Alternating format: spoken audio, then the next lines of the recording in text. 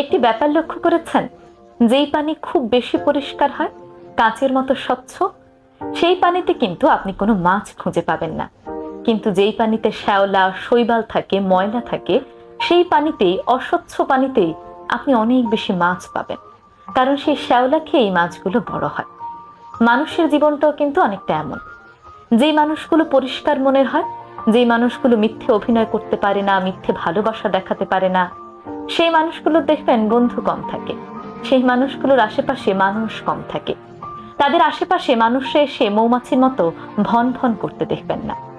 কিন্তু যেই মানুষগুলো মিথ্যে অভিনয় করে, সবার সামনে গিয়ে গিয়ে মিথ্যে ভালোবাসা দেখায়, তাদের মুখে একরকম, অন্তরে আরেক রকম।